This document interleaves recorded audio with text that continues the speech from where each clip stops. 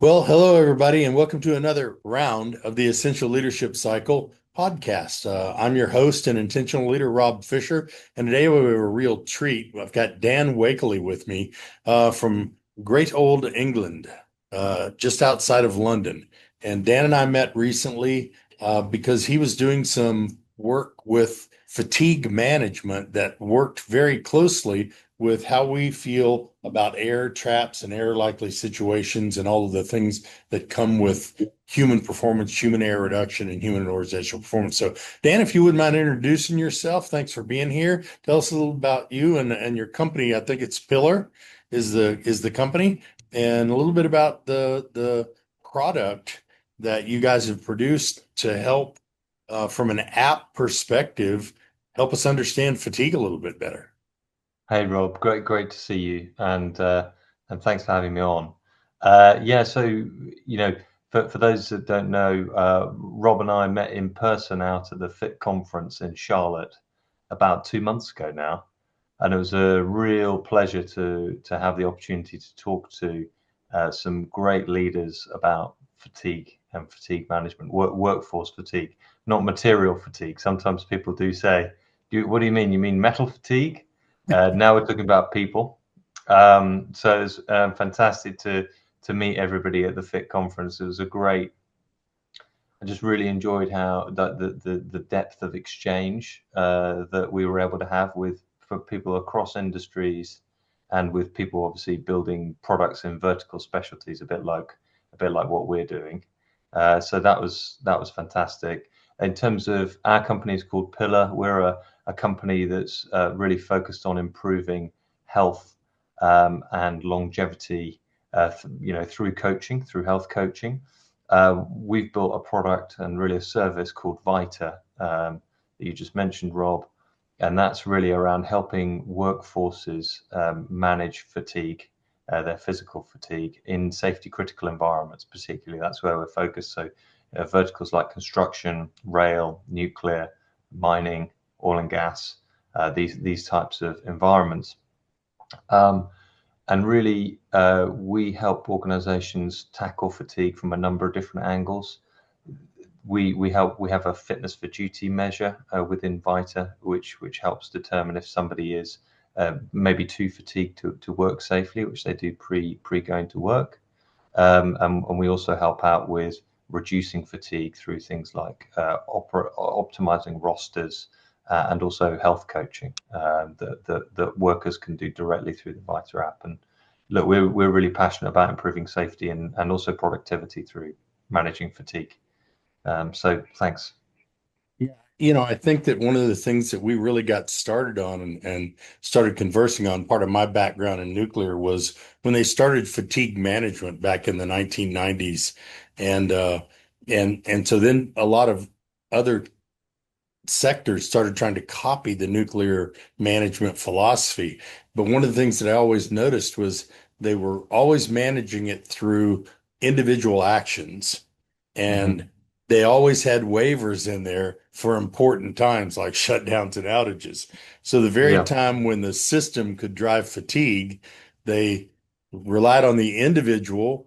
So from a self and team awareness perspective, the essential leadership cycle, if we don't understand when we're fatigued, we don't understand the air traps or air drivers, Hmm. and then we can't be the ones responsible for that. And then they waver the times at some very critical crossroads. And I think that that's replicated throughout other industries. Would you agree?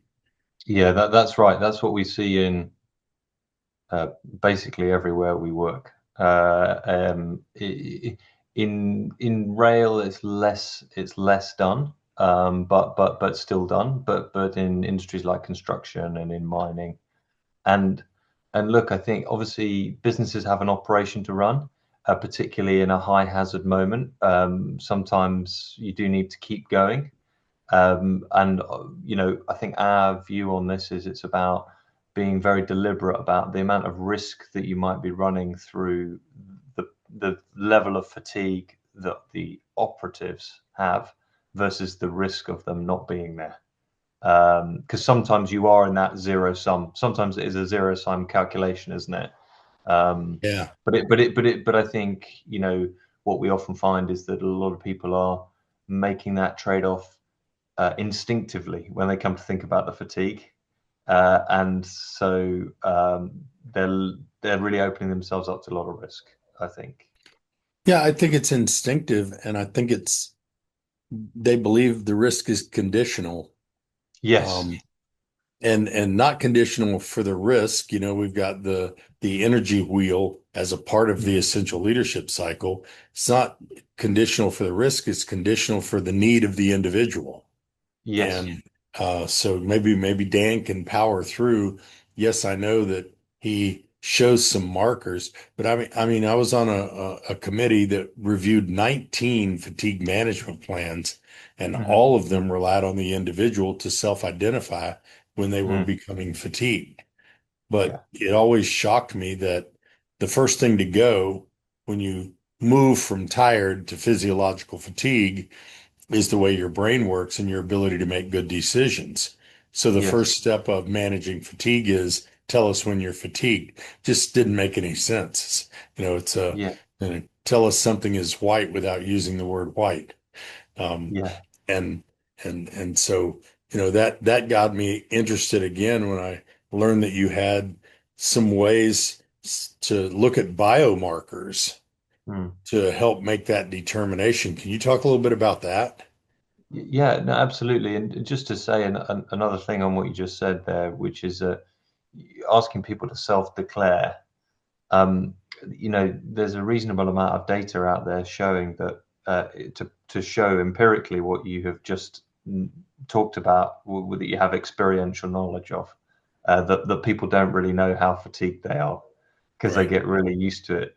We've just been doing some stuff with a rail company over here, and some of the comments that have come back from some of the drivers that have been on the platform is, yeah, it knew I was fatigued before I was. Because it's like I woke up, I felt okay, and then it really hit me, and then I realized that actually I was pretty fatigued because people are so used to maybe being that fatigued. And it's not that doesn't mean to say it's a lot of people in that risk category every day, but people are used to not feeling so good.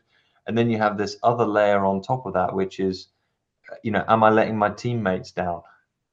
And so people question themselves. We talk to pilots in aviation where self-declaration is, obviously strongly encouraged if a pilot is too fatigued.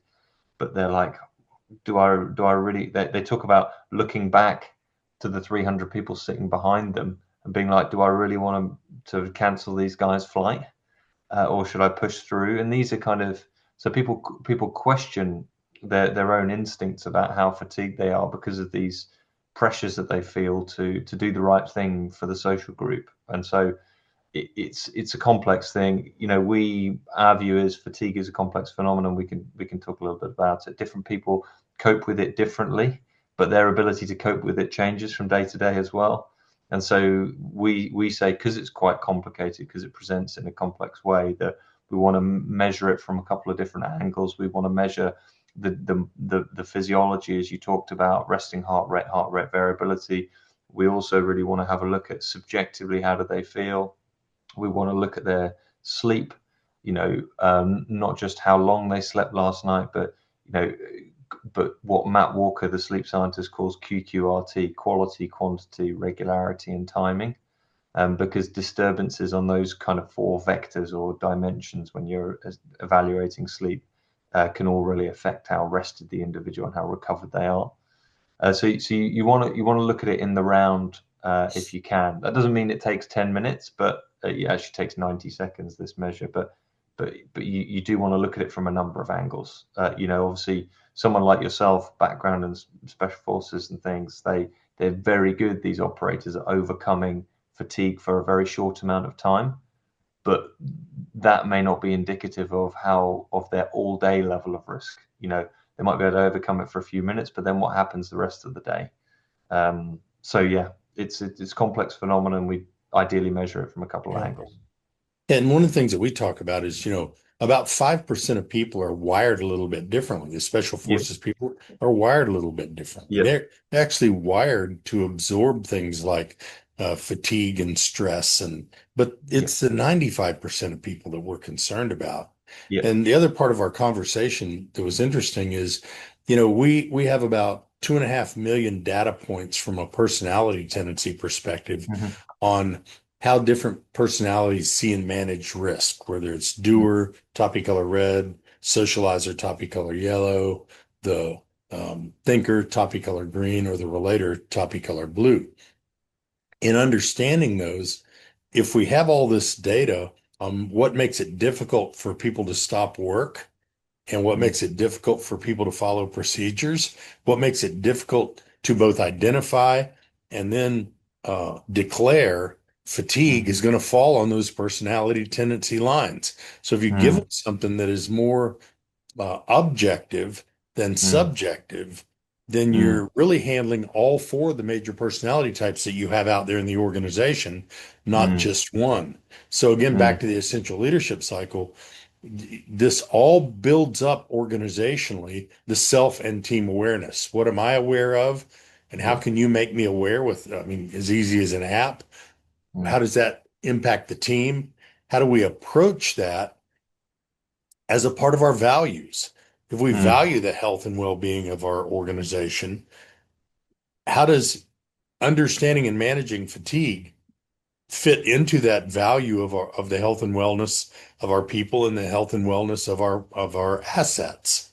Mm. And then we can create clear roles and processes that then starts to generate the trust that is needed so people will actually put their finger on the Mm. camera or what or however they use it. Can you explain a little bit about how that works a little technically?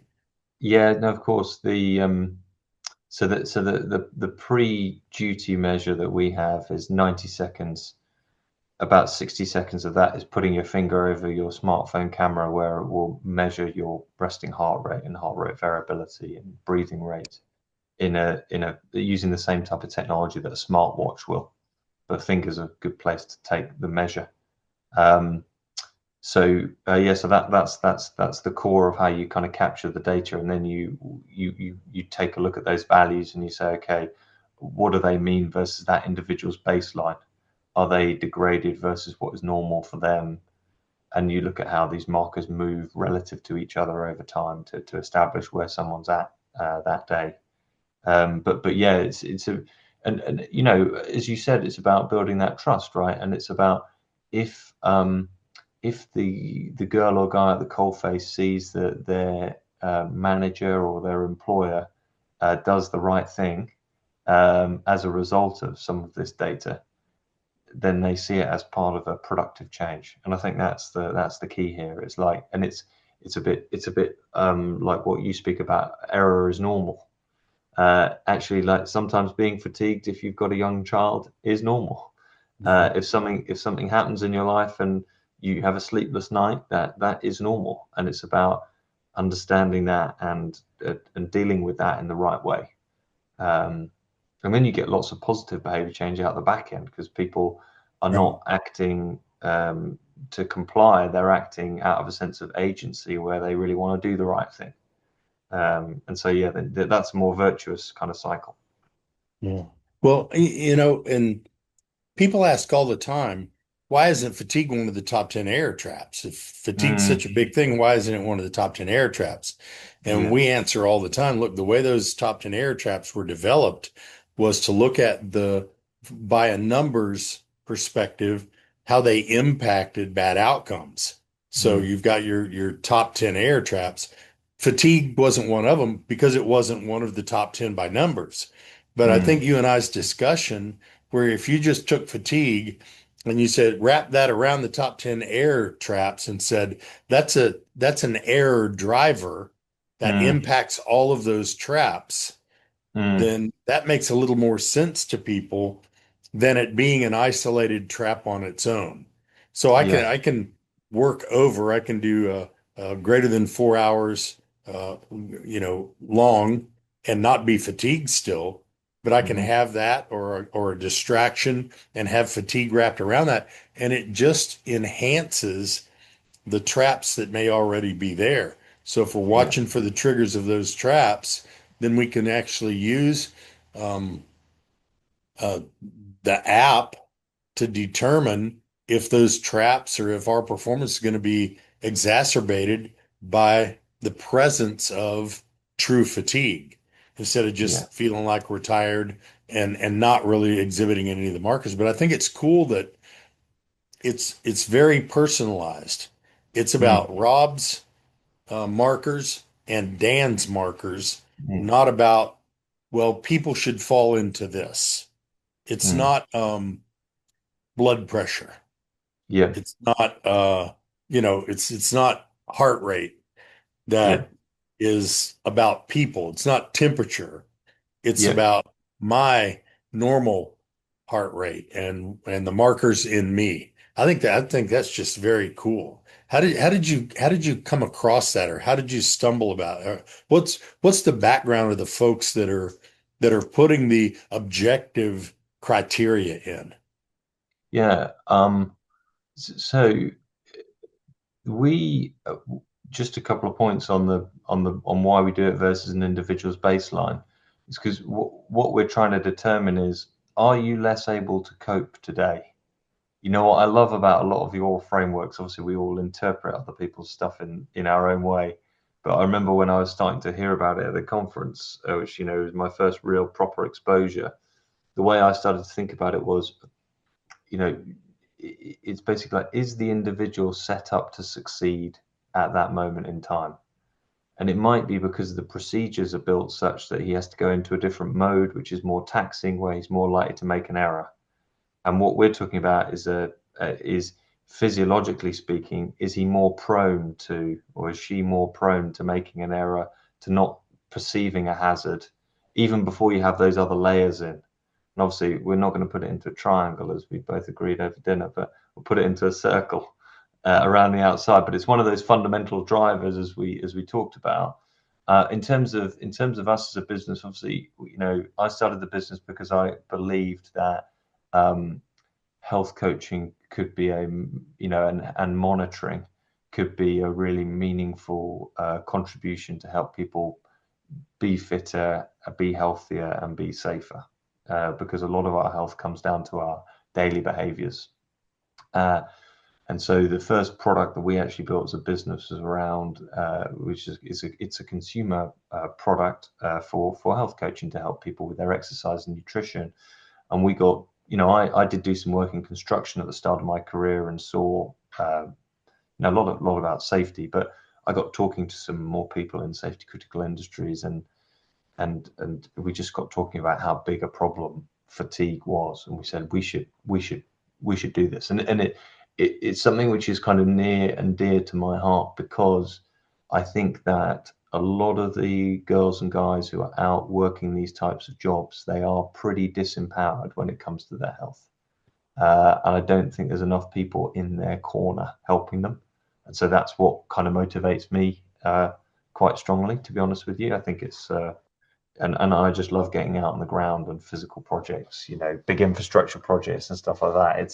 It's like the real economy. It's real people doing real stuff, right? So anyway, that's how we. So we started out in health, and obviously we're very lucky on our team to have several of top women and men, professors of fatigue and industrial environments, exercise, nutrition, who've written pioneering papers on carbohydrate utilization, on different exercise intensities, on different recovery protocols, and we're applying that. They've used it with a lot of elite athletes, and they call it paper to podium. They make the discovery in the lab, and then they apply it with elite athletes, and we're applying some of those principles. We're industrializing them in this kind of context. Obviously, not trying to No, turn that, everybody into an Olympic athlete, because right. very few people want to be, but the principles hold, if that makes sense. No, it makes complete sense. I think one of our first conversations was about your fascination with our fixation on this person on this task at this time, Yeah. and how, that just speaks right to what you guys are trying to help manage. Mm, That a person who is minorly fatigued may be able to do a simple task in system one or in skill based or even in rule based where it's not complex mm, and still get away with it. but the mm, higher the complexity of the task, the mm, more difficult that becomes. So we stick that in our WITH model, work environment, individual capabilities, task demands, and human nature. And mm, we say there needs to be a balance between individual capabilities on this task at mm, this time mhm, and the demands of that task. So mhm. we're trying Yeah. to balance individual capability and capacity with the task demands. And I Mm, think that you can help do that on a task by task or individual by individual basis, mm, because maybe I don't need somebody that's taking, don't take this wrong, minor rounds where, the equipment is operating and stable. Maybe mm, that's different than somebody that is doing a time required pump repair that if we mm, don't get it down, a system will rock up and mm. we have to make sure that all that goes well. So Yeah. I think that the being anything that gives this person on this task at this time the ability to recognize a vulnerability that they may not Mm, be able to before, and then mm. trigger a response to deal with that vulnerability. Because, like you said earlier, and I love the way you said it, we're not going to take fatigue away. Yeah. We have to learn to manage it in a way that it doesn't create bad outcomes. Mm, And and so, just like the air traps, we say you're not going to make time pressure go away. You're going to manage time pressure in a way that you don't let that time pressure push you into some kind of error prone situation. But in order mm, to do that, you can't do anything about it if you don't recognize the vulnerability. mm, So I think that by doing this, from a science-based perspective, that helps people manage their fatigue levels and it helps them with the even with their sleep patterns and to identify when those sleep patterns upset. And I know I'm kind of rambling on that, but mm. that individual capability to task demand mismatch is a big thing. Yeah, that's huge. And even telling a coworker, I'm sure you've got loads of data on this, but even telling a coworker if you feel compromised can it improves their ability to start to watch out for you consciously and Yeah. subconsciously. And so that can reduce the error rate of the team. And so, but actually, but you come back to this kind of what I call hard man problem. I'm not the only one, but this hard man problem because it is guys are Yeah. worse at this than women. Of how do you enable the person to actually say, I'm not feeling great today in a way that where they don't feel like really compromised. And if you I can love do the that, term. then your colleague can take care of you. Sorry. I love the term you used because we talk a lot about moving from empowering, telling people they should do something, and and saying we have the capability to do it, to enabling, giving them the capability and capacity to actually do that thing you're empowering them to do. And I think that it's all part of the next logical step of how we manage risk in Mm, the workplace. To now understand that we're moving from empowering people, we expect you to watch your fatigue and tell us about it, to enabling them to actually see when they're fatigued. I remember just a story on what you were just talking about. We had a crewmate way back when I was working at a nuclear power plant. We had a mm. crewmate that his family owned a restaurant. And so Okay. when we worked mid shifts, he would go work in the restaurant all day. Right. And we he was doing that to keep his family up and running. It was Mm, just expected that members of his family would contribute to the restaurant. mm, And after a few rotations, we realized that he was coming into mid shift not in good shape. And mm. and so we actually as a crew started covering for him.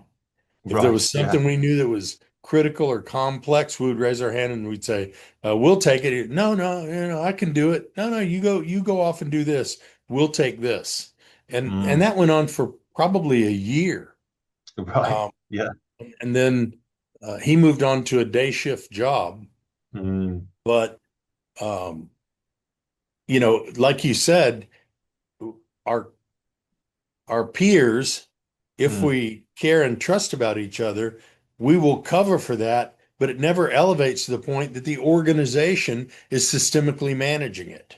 It was all being Yeah. managed by a group of individuals that cared about someone else. Yeah. Yeah. Indeed. And it was obviously there was a lot of trust between your crewmates that could happen as well, and that is not always the case everywhere. And so it's Yeah. about how do we enable the type of collaboration that was Yeah. natural for you. And not so much trust that we would go tell the shift manager. Yeah. Yeah. I mean, our crew leader, our foreman knew and Right. was part of that, Yeah. but Yeah. would never go tell the shift manager who Mm, really has ultimate control.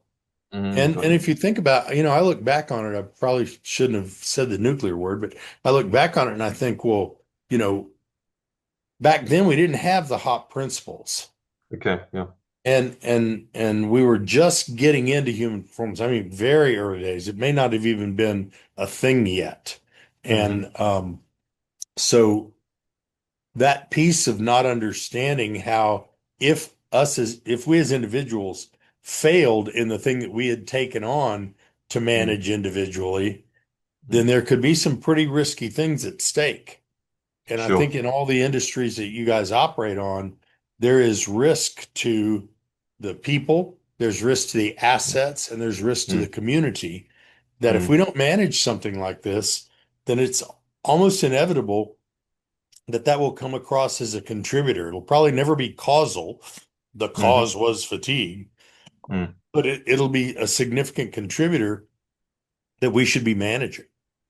Yeah, it's about being deliberate, isn't it? About what are the drivers of risk, and how can we be deliberate about those? And I think new technologies enable us to become deliberate about about new risk drivers, and I think this is an example of that.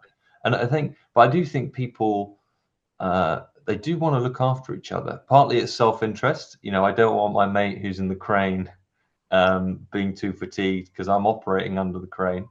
But part of it's like genuine altruistic care. And, um, we saw that during COVID, people, in terms of keeping their distance from others on construction sites and others, obviously operations changed Fist, during fist COVID. bump Yeah, and certain exactly. These types of handshakes. things. Exactly. So people, it's about how do we enable that awareness in a way where we all feel comfortable, and then we can help take care of each other. I think that's the Yeah, ethos, and that ethos was demonstrated in the way people kind of dealt with things in COVID, which was great. yeah. Yeah. So as we start to wrap up a little bit, what are two or three things you want people to know about your app or just managing fatigue in general that may push them over the edge to say, maybe ought to look at a technological solution in the business that I'm in.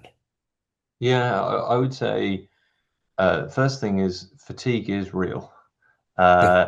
Often I was talking to a leader in a business the other day who said, is it real or is it a mindset thing? And Oh it's a boy. it's real, in terms of it. There are real physical things that happen in your brain, reduced function that leads to things going wrong. And often I say, sometimes when I talk to operatives and stuff like that, some of you probably weight train. You know what it's like when you can't lift a weight off the floor. There's an equivalent mechanical something happening in your brain Good that's example. like that, right? And so it's important to appreciate that it's real, and try and make it tangible for ourselves. The second thing is that there are many different things you can do to reduce fatigue risk. Fitness for duty is some testing, is some stuff. Having a look at your operating patterns. That doesn't mean reducing hours. That means maybe different rate, different structure in terms of when you rest and when you go to work, and when do you have people driving to and from work, and these types of things. So there's many different things that you can do, and you can eat the elephant one bite at a time.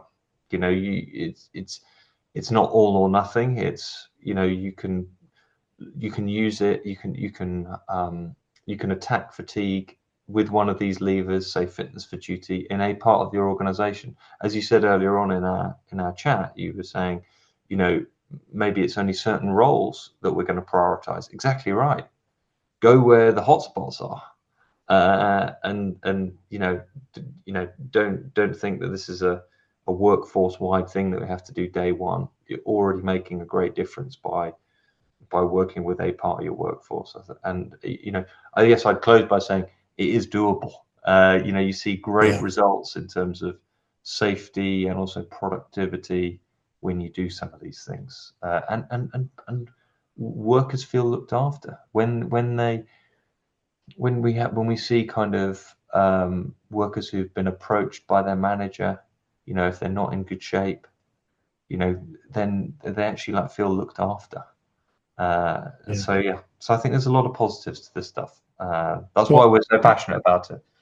well, and I think it winds up in the continuous learning and improvement part of the Yeah. essential leadership cycle that makes the whole organization more self and team aware. And then you're Mm. back in the trust, all of those elements are are part of the way leaders can lead.